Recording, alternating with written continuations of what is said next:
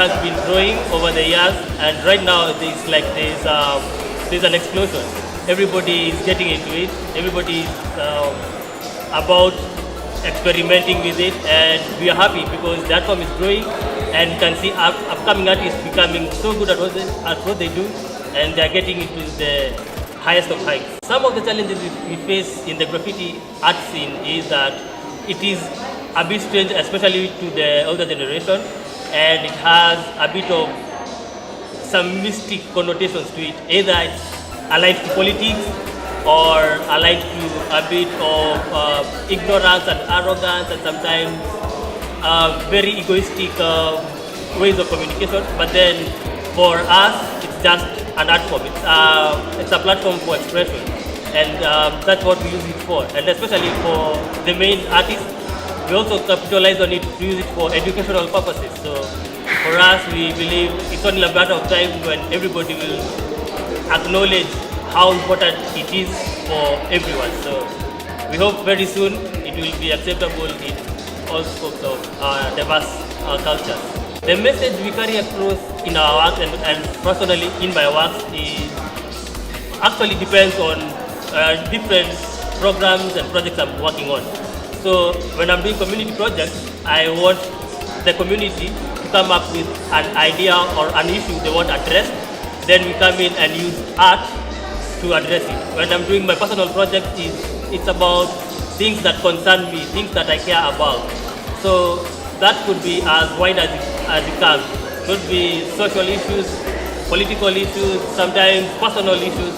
So when I'm doing my personal projects, they are varied. When I'm doing community projects, it's about the community, what they want addressed. My journey as a graffiti artist has been quite long and sometimes challenging. Sometimes I didn't know whatever I was doing could qualify for graffiti.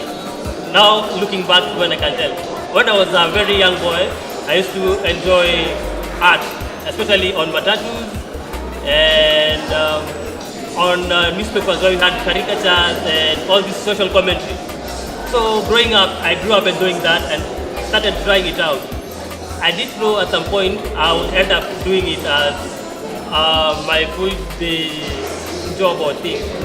So I started just doing it for my sakes because I enjoyed it.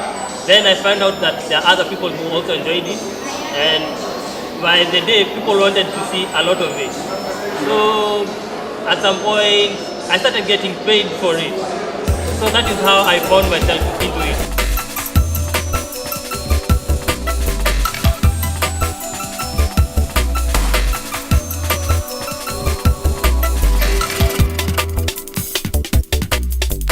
The name of the piece right behind me is Gambling with Life. So it is highlighting how Nairobians gamble with life every day. Behind are very many points of life that are very close to any Nairobian. So we have at any one point, for example, when I walk in the streets at night, I find homeless people sleeping in corridors.